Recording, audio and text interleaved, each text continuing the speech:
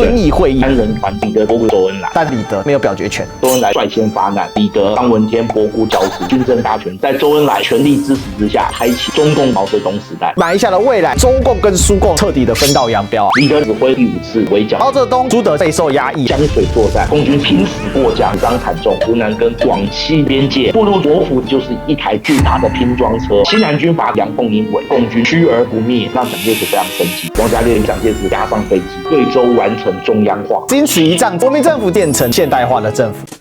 Ladies and gentlemen, welcome the host.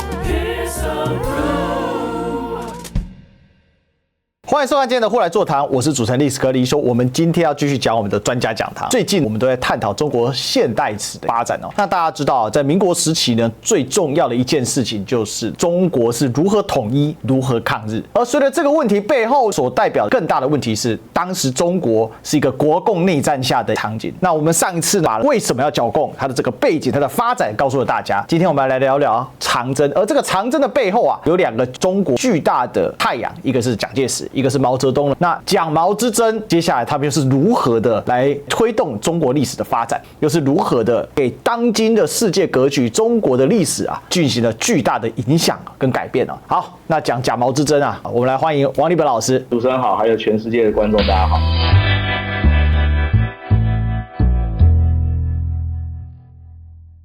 像最近我们讲蒋毛之争，基本上是紧扣着中国从1920到30年代，相当于是孙中山过世之后，这2位就是中国当代最重要的领导人，各自走上不同命运，彼此斗争，那又在自己的势力里面取得了领导权。当然我知道今天2位都已经远去了，所以很多时候以他们最后的下场来论定说，哎呀，有什么好争的？毛就是胜于蒋啊。不过我们把时间推回到1930年代的时候，这事情似乎并不是如此啊，是非常曲折。而其实从1930年代中国的动荡，似乎也可以看到我们当今社会地缘政治上有许多的影子跟历史的经验可以借鉴啊。当时我们可以说2个中国的命运啊，似乎有一个很大的不一样啊。那我们是不是先来回到那个时间的背景啊？到底长征在争什么？那为什么有这样的背景呢？1930年代，其实中国就是一个国家面对内忧外患，社会精英要如何为中国找寻一条道路。那我想2个中国的命运，首先第一个我们就看当时的南京国民政府，国民党所领导的中华民国政府，在蒋介石逐渐在内战中脱颖而出，并且还压制了胡汉民、汪精卫这一些其他党内前辈的竞争，它成为党内的一个主导核心力量。那它还是有它的一个建国的步骤跟一个想法。简单讲，就是我的先安内后攘外。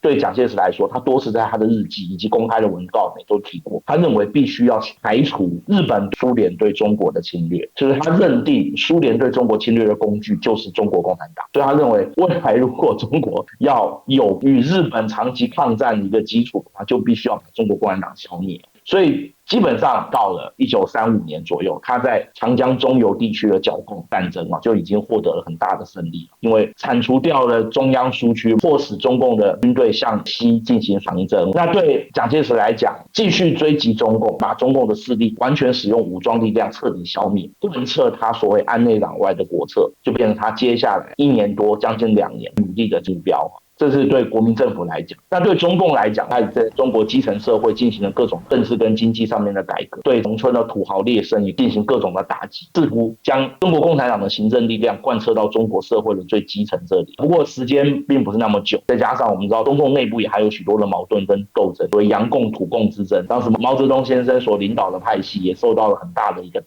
压。但是随着江西苏维埃第5次遭到围剿的崩溃，代表国际派的失败，那这就给了毛泽东所领导的举共派一次崛起的机会。未来在长征过程中，我们会看到他很成功的又重新取得了中共党内主导的地位。我想这个代表说毛泽东跟蒋介石这2个人，他们各自面对外来的压力，同样的也在各自的内部当中树立自己的权威。那他们2个人等到中共的势力进入到陕北之后，我们说2个中国的命运第一次到了正式摊牌的时间。这里做几个补充。第一个国民党当时所领导的中华民国国民政府，简称国府中共呢当时组织的中华苏维埃共和国政府在剿共当中啊，受到最大的压力就是这个政府算是崩溃了，转退回到的军政一体化的，那他没有办法长期的在某一些地区进行固定的统治，不断的在转移它整个核心嘛，那这就是所谓长征的一个背景，大家先了解到。所以这个时候其实你可以发现，中共的组织形态跟国府的组织形态是完全不一样的。国府它基本上还是领有大量的领土，有成建制的统治的状况。那中共统治形态随时随着它的军事上的进退会有巨大的一个变化。当然他们也都成立了相应的政府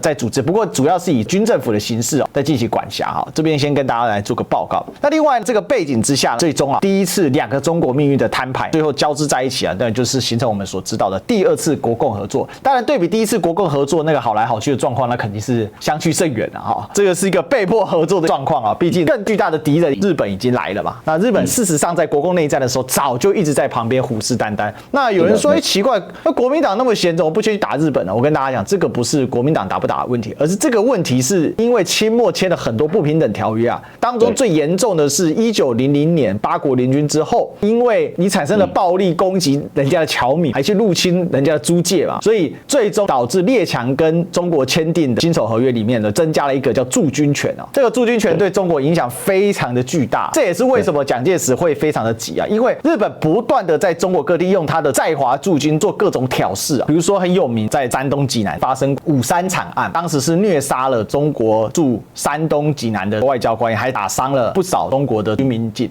所以这是很严重的问题。这也是为什么上一讲我们提到说，当918事变之后，老蒋的声势是一落千丈，被迫交出了国民政府主席那在这样的背景之下，赶快结束剿共战争就变成老蒋迫在眉睫的任务嘛。但要结束这个战争，你总得要在军事上能够打赢我们上次其实有提到，第5次剿共其实相当的成功可是共军到底怎么跑出去的？你发动了接近上百万，连飞机大炮什么现代化部队通通搬出来了，怎么有办法让中共的中央工农红军到处的流窜？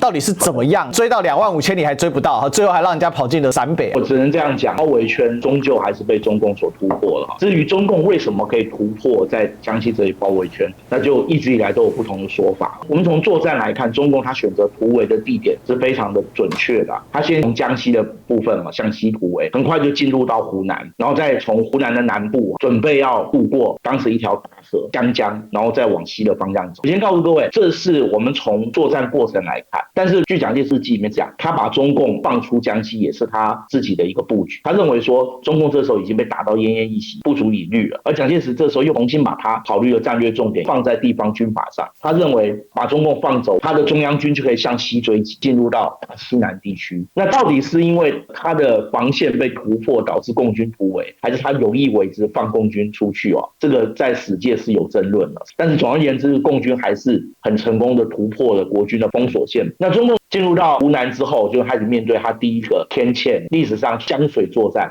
或者在国军的战史上叫湘江阻击战，就因此而发生当时的湖南省主席是何键，何键是湖南湘军的老军人。那何键在1927年的7月，跟其他几个两湖的军人率先开始使用武力对付共产党的其中之一所以他跟共产党也是有深仇大恨，可以这样讲。那何键也是一路上所有的地方军人当中打共产党最卖力的一个，他就收到当时蒋介石的命令，必须将中共的军力阻挡在湘水沿岸。我告诉各位，当时担任追击的总共有3路纵队，其中最强的中央纵队由当时国民政府当中的一员党将薛岳将军所率领，薛岳的主力部队在后面追击，何键的部队在湘水这边负责阻挡。各位，这对中共来讲又是一次生死关头。中共的部队往湖南移动的时候，一路上国府的空军都在共同监看，他很成功的预测中共渡过湘水的渡点，何键的部队就在那边展开猛烈的炮轰跟机枪密集的射击。共军是用各种的方法拼死过江，如果不渡过，被何键的湘军挡在这里，等到中央军追上来前后夹击，就有可能全军覆没。后来经过了10几天的苦战，终于把何键的部队击退，渡过了湘水，但是死伤惨重。各位，等渡过湘水之后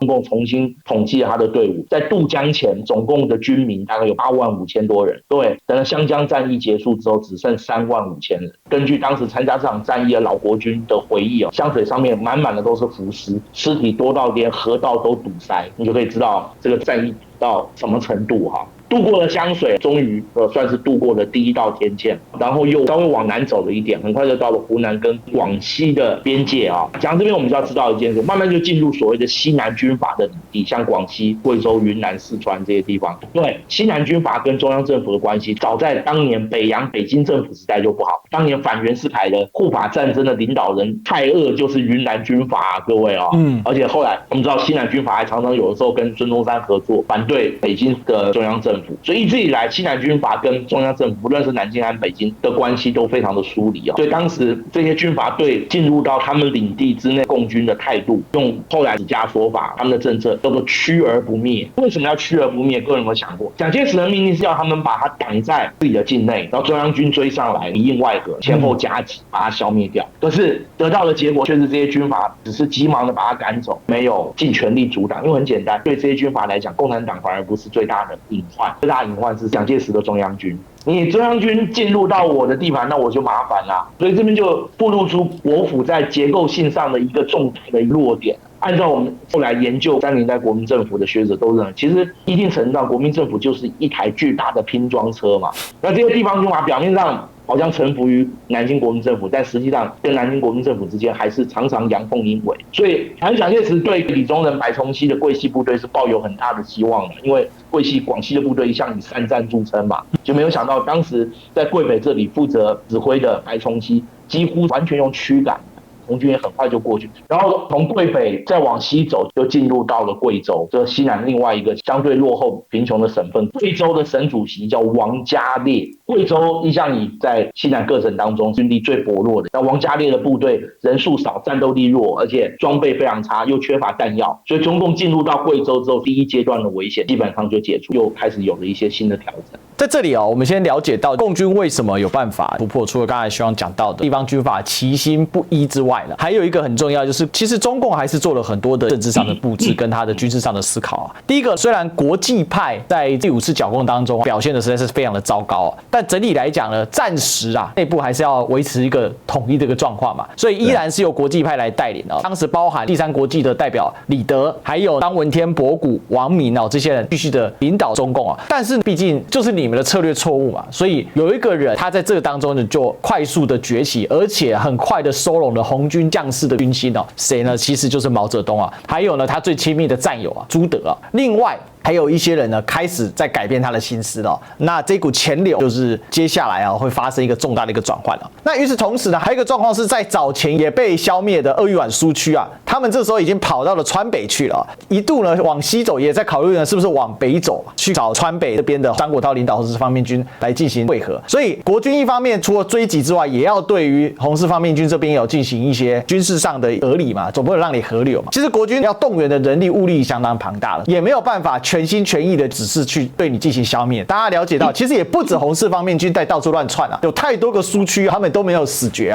所以呢，他们就像一个一个活动的兵团一样到处在窜这是一个很重要的背景那另外有一个有趣的点是，贵州的省主席王家烈后来因为剿共不利蒋介石气死了那王家烈的小故事是不是学长帮我们补充一下，他怎么了？我们刚刚讲过，前军其实没有什么战斗力，对他几次向红军发动进攻都被打败，而且死伤惨重。到后来他干脆就不理红军，这点让蒋介石非常生气。蒋介石2度飞到贵阳。还有一件事让蒋介石很生气，就是蒋介石不断跟王家烈讲，我的主力部队派进贵州来帮助你作战。然后王家烈也用各种方法推脱，哎呦我粮食不够你的部队进来我没有东西给你们吃，要不然就是这一带都是山区，要路没有路，要桥没有桥，你的部队都是机械化部队，进来之后活动也不方便。竟然就让中共在贵州这边待了几个月完成了2件事。第一个，中共在贵州还稍微补充了一些人，就是让他在前面这段时间损失的力量稍微恢复了一些。第二个就是在贵州我们中共内部还开了很重要的会议，对整个权力结构还有这一次在江西的失败做了一些检讨跟改正。后来共军还是离开了贵州，之后蒋介石非常生气，但是他也不动声色。在他坐飞机离开贵阳之前，他叫王家烈来送机这在大陆的文史资料里面王家烈亲自口述的。王家烈也去了，就送到停机坪之后，蒋介石左右两边的侍卫忽然间回过头来一把就把王家烈抓住。蒋介石就告诉王家家烈说你跟我回南京去，王家烈就被押上飞机，直接跟蒋介石飞回南京。各位，贵州完成中央化，然后南京中央政府就派了一个新的省主席，贵州就正式进入到南京政府的直辖范围。其实这也多少反映一件事，就是这些西南的军人对南京国民政府跟对蒋介石有所疑虑，也不是完全没有根据的。那这种状况，地方军阀跟南京中央之间的隔阂和矛盾，其实这是一直延续至晚清以来所谓的地方分离运动嘛，从东南互保开始，到了袁世凯时代、北洋政府时代，一直到南京国民政府时代都没有完全结束。所以对蒋介石来讲，追击中共可以把西南地区的军阀压制，甚至于像王家烈这样从根本消灭，对他来说也是一个很重要的目标。那关于中共进入贵州之后，除了一番补充损失了辎重人员之外，那也去赶快把在长征当中散离的很多辎重人口赶快把它找回来。那大家一听闻说，中央苏区党中央已经到了贵州遵义这个地方，在贵北的相当重要的一个城市啊，那大家也陆续就集中到这里了。当然了，终于能喘息，有一件事很重要啊，秋后算账啊，到底谁把我们搞那么惨的，出来跟我面对啊！所以呢，这个时候就开了历史上最有名的遵义会议哦，基本上呢就还活着的干部通通来给我开会，能活下来啊，就算你狠啊。但也确实蛮佩服一件事情，就中共的韧性是极强啊！当时在中共中央政治局的6员主要的成员呢，基本都活下来了啊。那活下来，当然就要来做政治上的讨论啊。像在这一场改写中共命运，也是对中国当代史影响巨大的会议呢，到底发生了什么事情呢？遵义会在中共的党史上正式名称叫中共中央政治局第一次扩大会议。听这名字就知道，这是一场临时的会议。那为什么要临时开会？因为第5次反围剿战争失败的这么惨，突围的过程当中牺牲了这么多人，那总是要有人负责。这个时候，李德也还跟着红军一路向西走。李德当时他的身份是第3国际的顾问，也可以算是中共的军事顾问。他实际上指挥了第5次围剿，但是是失败的。再加上他名义上是顾问，所以他也没有真正的发言权。在当时，国际派的领导是所谓的3人团成员。那3人团除了李德之外，另外还有博古秦邦宪，还有一个就是周恩来。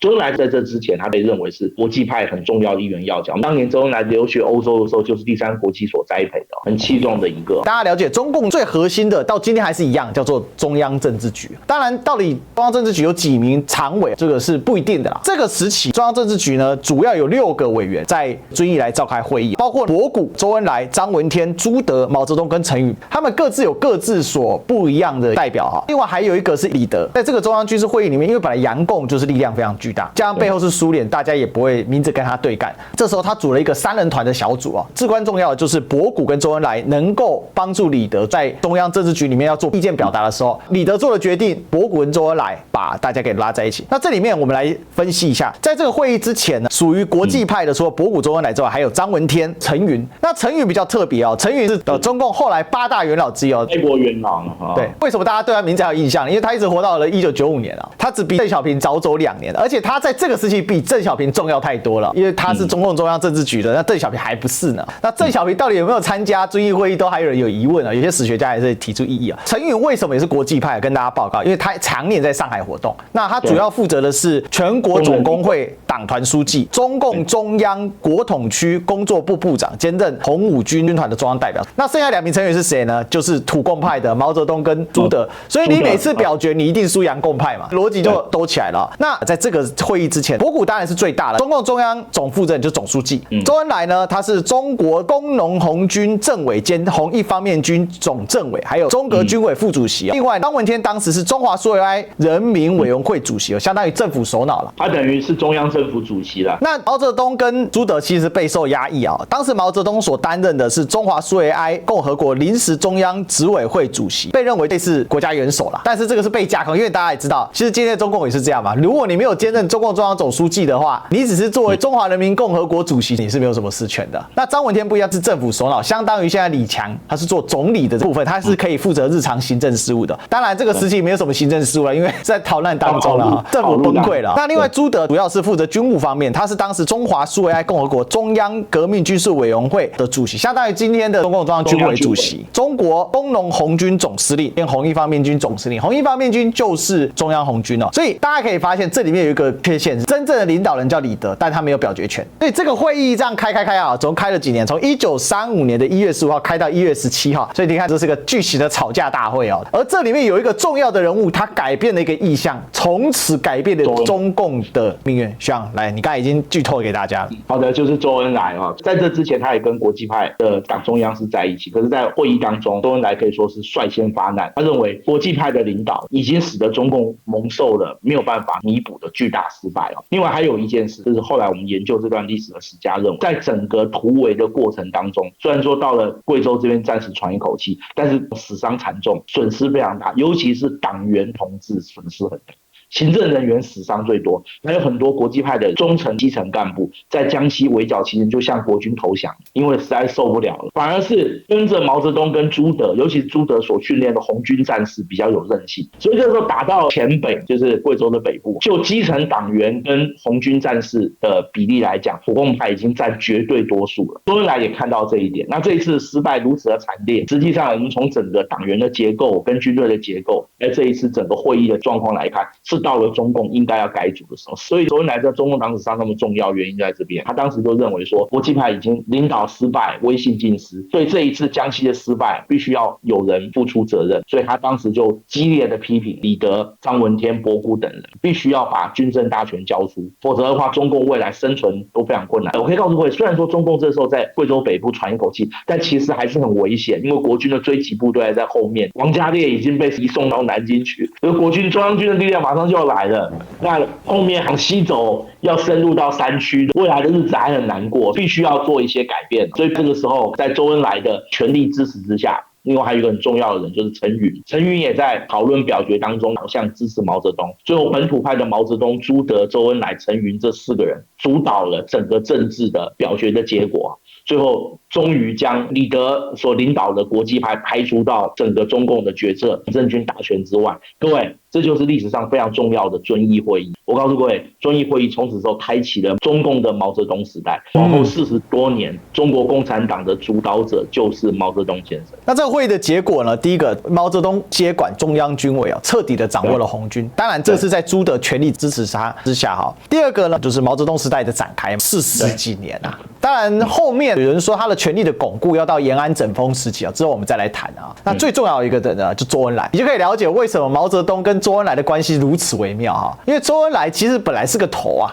他相当于在毛泽东的政治股份有限公司里面呢，到了关键时刻，公司可被得啊哈。这个时候突然串起来说，让你换董事长啦。这个时候毛泽东做董事长，我是副董事长，他是带枪投靠，这是很不一样的一个重点啊。从此周恩来就成为中共第2号实权人物。所以永远的总理政坛不倒翁周恩来，就是这样来的。那他也变成毛泽东人生最重要的政治伙伴，两人就相始相终嘛。不管外面再怎么批判周恩来，毛泽东有时候会给周恩来敲打，但是呢，自始至终就是没有让周恩来真正倒台过，也少不了他了，也没有错。所以你看了遵义会议的影响有多么的巨大，在这里啊。那当然会开完了，继续跑路啊。那贵州之后往哪里走了？往云南去啊。那需要进入到云南这个方向很奇怪。去了云南，他怎么又往北跑到陕西哦？到底是怎么一回事？跟我们分享一下。好的，中共它的路线一定程度上是摸着石头过，主要是2个原则。第一个就是要避免跟强大的国军硬碰，尽量从山区或者从边区空隙当中钻过国军的防线，或者在地方军阀有意无意的放水之下，能够突破这些防线，继续往前进。这是第一个。第二个，中共基本上到了贵州之后，一路上都不断在思考一件事：到底要往西走还是往北走？如果往西走的话，那就是深入到中国更西部、更原始落后的地区去的话，那命运就很难说。那为什么要往北走？当时中共对外的宣传是说，我们并不是无为逃亡，日本人在北方搞中国，蒋介石不抗日，所以我们就要北上抗日。其实中共往北走是有它的必然逻辑，因为我们知道苏联这时候已经控制了外蒙古，也控制了新疆。当时新疆的军阀是盛世才，那盛世才在新疆的力量已经非常强大，而且这个时候是完全接受苏联的指导，苏联的军队也进驻在新疆，所以他们认为说往北走可以往苏联的势力靠拢，未来看能不能死里逃生了。那如果能够跟苏联的势力会合，或跟苏联直接接触的话，危险的状况就可以解除。所以他们先往西走，暂时进入到了云南。我们知道云南的军阀，当时云南省主席是荣云先生哦，荣云也是当时中国西南地区非常强有力的一号军阀，他麾下的滇军号称有6万人，而且因为他靠近法属印度支那，所以他的部队第一次世界大战结束之后，还从法国手上买了不少武器，包括坦克车跟飞机哦。云南还有自己的银行，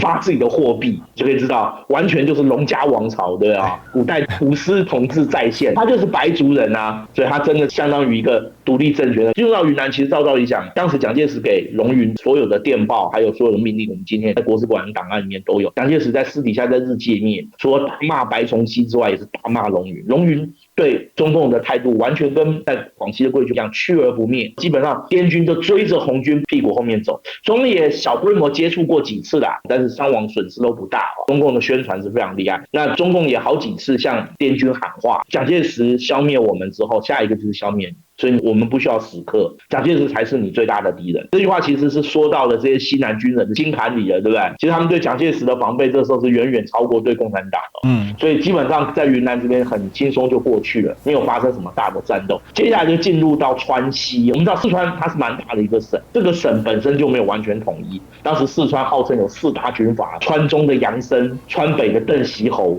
川东的刘湘，因为中共要经过川西这边的刘文辉，不，刘文辉还要叫刘湘一声叔叔，他们两个竟然还是叔侄。这时候刘文辉他当时割据在四川的西部这边也蛮大一块的，除了传统的川西之外，另外还控制了藏东。当时刘文辉不断的在跟蒋介石争取一件事，就四川统一不了，那我刘文辉如果乖乖听你南京这里的话，你南京中央政府这边就同意让我在川西跟藏东割出来一块，建构一个省份，这个省份就是民国时期的西康省。内地朋友可能比较不知道，但是这个特别区有点像省政府筹备处，就是准备未来要建省啊。刘文辉的军力也不弱，所以当时蒋介石希望刘文辉的部队能够在川西这边一个很重要的边堑，川西的大渡河把中共军队挡在这里，所以对中共来讲又是一次考验。或者在中共的党史上面，以及中共现在大陆所编的官修的一些军事史上，都非常强调历史上叫做飞渡大渡河，不断的穿梭围绕戏耍了后面追击的中央军。飞渡大渡河其实我们今天把它整个过程仔细摊开来一看，也没有那么神奇啦。为什么？很关键一点是大渡河上的浮桥并没有被完全拆除，有一个人又再度阳奉阴违，谁呢？就是刘文辉。如果他把桥拆了，就万事休矣了。他竟然没有拆，在大渡河畔跟共军打了一仗，让共军就飞渡大渡河。蒋介石非常生气啊！当时的空军从空中拍摄到共军成功渡桥过河的照片，据说蒋介石人在成都，一脚就把办公桌都给踹翻了，气成这个样子啊！破口大骂，叫你挡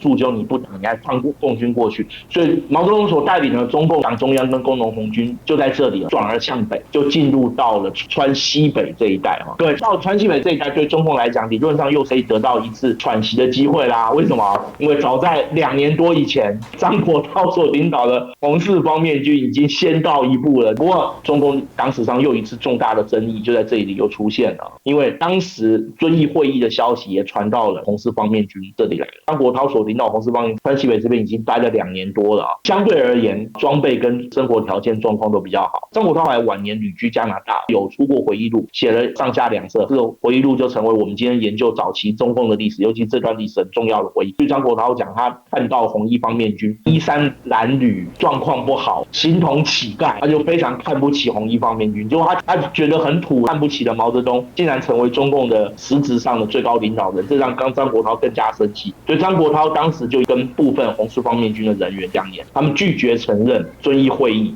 的结论。他们认为说，遵义会议只是一次临时的会议，未来中共还要在内部召开正式的中央政治局会议来做出决策。而他认为他的红四方面军人多枪也多，那照道理讲应该要作为未来中共核心的一个力量才对。所以中共在川北这边两派人马又争论不休，这中间的过程有点复杂，但经过了1-2个月的争论之后，最后双方是分道扬镳。毛泽东主张北进，带领中共中央跟工农红军继续向北走，一直到南北为止。张国焘后来主张向西走，他希望能够在川西这一带以他原先在这里的基础重新建立一个中央副局。但是可以告诉各位，这2个人战略眼光是有差的。毛泽东往北走，以我们今天来看完全是正确的。对，一方面可以跟刘志丹会合，二方面也的确可以跟苏联第3国际重新取得接触。那你往西走，就是往中国最深入的腹地里面走，那边就是绝地啊。按照兵法来讲，你跑那个山区里面，到时候你走不掉跑不掉，各路国军追上来就被消灭了。果然张国焘的军队就在这边受到了重创，后来也进入到不过不久之后1936年，张国焘麾下的重要的将领陈昌浩跟徐向前等人带领了一支红军往西走，试图进入新疆，结果在河西走廊遭到青海的马家军的围杀，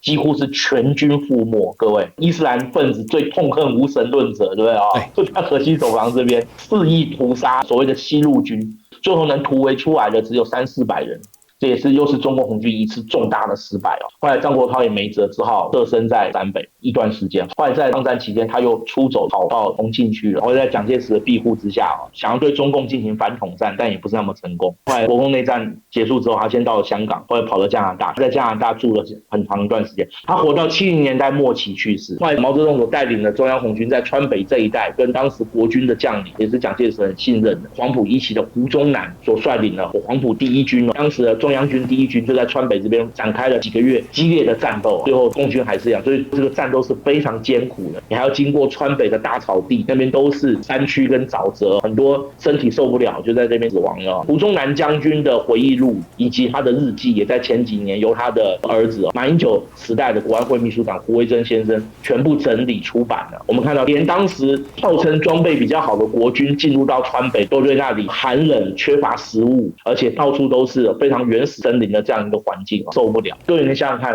在这种情况下，竟然中共还能够突破国军的防线，成功的突穿了川北国军的防线，很短暂的进入了一点点的甘肃，最后再向东北的方向稍微偏移一点，进入到今天的陕北。进入到陕北还有一个原因，是因为陕北当时也有一个中共领导人叫刘志丹，这个刘志丹的副手就是现在人民共和国的领导人习近平先生的父亲习仲勋先生。刘志丹跟习仲勋等人在陕北也已经开创了一个陕北的苏区在那边，共产党在那边是有一些基础的，所以这时候毛泽东也是认为说到陕北跟刘志丹等人会合，而且陕北距离蒙古就已经不远了，然后蒙古实际上是被苏联控制，所以他认为说进入到陕北之后就可以暂时再喘一口气，再看之后该怎么办。后来终于在1935年的年底就进入到了陕北，然后各路红军就在陕北这边会合，整个长征就开始要进入一个最后的阶段。中共长征到陕北期间能够度过重重难关，通过重重考验，到达陕北大概有多少人？众说纷纭。根据国军方面的估计，大概只剩7000多人。各位你想想看，出发的时候85000人，到了陕北剩7000多人，你就可以知道这中间有多少可歌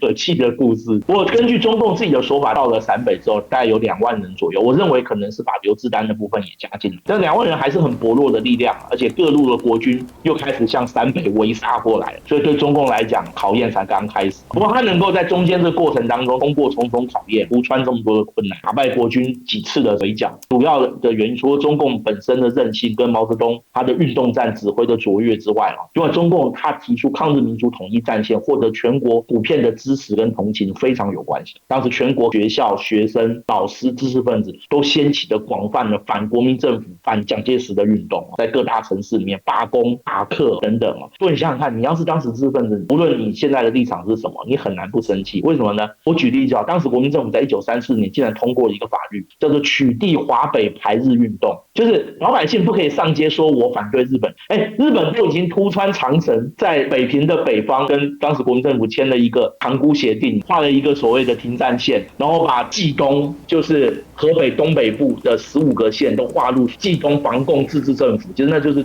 日本所培养的一个伪政权嘛。对，由殷汝根来担任主席，已经把华北搞到血肉模糊了，对不对？结果军队不打日本就算了，连我们上街说日本人很可恶都会被抓，你这个政府是什么东西？是不是这样啊？自然会引起全国性的不满。所以到了1935年底、36年初，这也代表一件事：除了国府的剿共战争到了最后阶段之外，中国跟日本最后摊牌的时间也已经非常接近了。是，我想这个背景之下，迟迟没有办法快速的消灭共产党，对于蒋介石来讲压力是非常的巨大的。而且你想除了冀北防共自治区之外呢，满洲国都已经成立了好几年，那基本上是完全的分土列疆了。蒋介石肩上所扛的就已经不再只是单纯的军事问题了，而是呢民情汹汹的反日情绪跟仇恨问题啊。但是呢，在这部分有一个国际形势的变化也很有意思，我们做一点补充啊。在1930年代，其实你看中共正在遭遇生死存亡之秋，其实共产国际的运动也受到了极大的压制哦。当时呢，在欧洲已经开始盛行所谓的法西斯极右翼了，日本也被称为法西斯嘛。那欧洲更是非常夸张，比如说呢，意大利的墨索里尼、德国的希特勒、西班牙的佛朗哥将军、波兰的毕苏斯基。当然，毕苏斯基到底算不算是法西斯，这有些人有争论啊。但他确实是一个民族爱国主义者啊。如果说广泛的民族爱国主义、右翼的这一种类法西斯的话，那他应该可以算进去哦。他反苏联啊，毫无疑问。对，以反共加上民族爱国主义，然后重视传统价值，尤其是宗教价值啊，大概是整个欧洲当时主要的一个状况啊。那你看日本啊，也是重视神道教，墨索里尼跟佛朗哥都坚定支持罗马教主。对，所以这是一个共同的价值哦，大家要了解到哦。所以在这样的一个大背景环境之下呢，其实整个国际的舆论氛围还有社会的氛围是非常分裂跟分立的哦。所以也有一些人在研究的时候，把蒋介石，你是个爱国、重视传统价值的军人，你算不算的？不过蒋介石因为他信的是非中国传统宗教，所以这里面就比较少人提到他到底有没有这样的一个背景啊。其实整体来讲，我觉得蒋介石跟毕苏斯基的逻辑比较像啊，没有一个非常坚定的主义路线，更多的是基于爱国主义的军人强权统治来统一整个国家。其实关于毕苏斯基也很值得再讲一篇，这个人也蛮特色的啦。在这样的国际背景氛围之下呢，对于老蒋来讲，他最强大背后的坚持力量，过去较少被人家提到啊。但是呢，既然是跟法西斯主义的头子之一，后来比法西斯更激进的纳粹啊，希特勒有一点关系哦。就像当时老蒋国军现代化的底气又是。最后，当然我们要做一点结论啊。长征对于中共所带来崭新的发展跟影响，第一个啊，逃过了父王命运的中共，杀不死我的必使我更加的强大，绝处逢生嘛。所以中共建立了一个绝对的自信啊。第二个，展现了高超的韧性跟意志力啊，尤其是毛泽东个人的领导魅力跟领导的手腕，还有他不单只是架空啊，他的实务上的处理，上次有提到他是个军事天才嘛，他的这种战略观跟战术的运用哦，非常的灵活，让中共成功的活了下来啊。再来呢，中共后来的一大武器就是宣传战，这个直到今天还是相当的强势的啊。就是抗日民族统一战线呢，能够取得国内的支持哦。大家了解，长征逃到陕北并没有完全结束，它是到隔年1月才结束，因为发生了当国军追到这里的时候，西北军的杨虎城，东北军的张学良帮忙围剿。那为什么会突然发动西安事变呢？这改写了整个第一次国共内战的结局嘛。所以我们说《孙子兵法》攻心为上，这不是开玩笑的啊。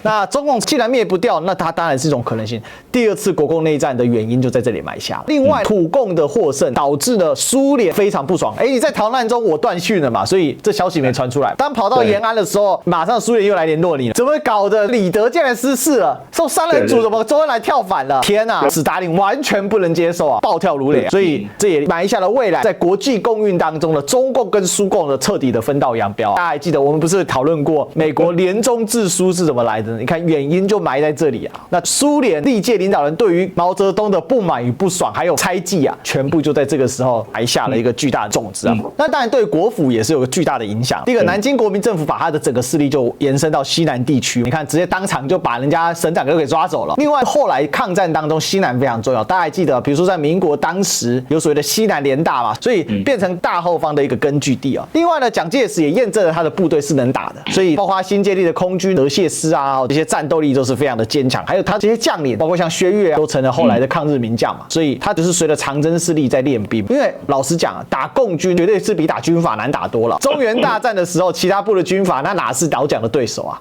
但是共军呢，人少，那是够难打的。另外，国府本来刚才其实学长提到，这拼装车啊，它其实不只是军队，还有地方政府是拼装车，它连它的整个政府组织架构都是个拼装车啊。打这场战啊，有点像打通任督二脉啊。美国学者称还是一个前现代化政府，你就可以知道。没错，所以国民政府经此一仗之后呢，真正意义上的变成了现代化的政府，在后勤、管理、动员等部分，你想光缴一个贡啊，动员200万民夫啊，如果你没有基层的动员组织，你怎么去动员这些人？这些人当民夫不用吃吗？不用后勤吗？养补饱不用替换吗？不用管理吗？你200架飞机出动，每天要烧多少汽油？没错，想想看。所以让整个国府真正的具有一个现代化的力量，包含在军事，也包含在政治的部分。所以从这些你也可以了解到，很多人说蒋介石是巨大版的军阀，没有错啦。其实我认为在打剿共战争之前，甚至在打了中原战争之后，你硬要说老蒋是一个巨大的军阀，类比像是张作霖这样，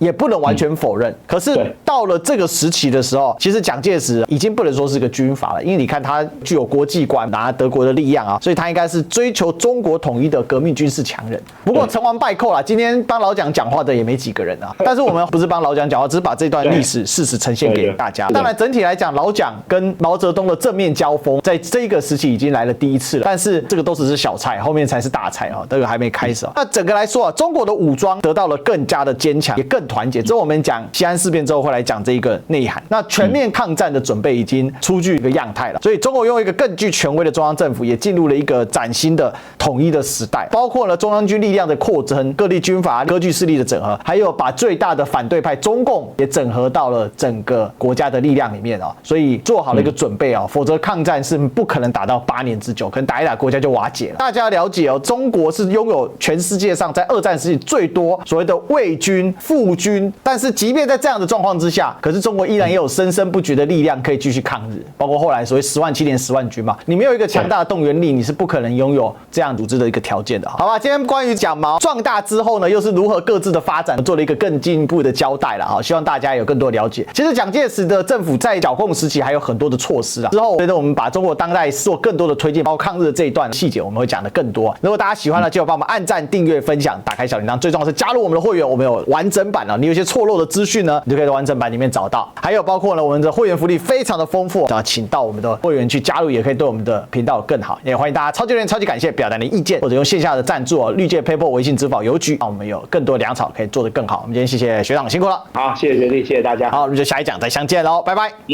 拜拜。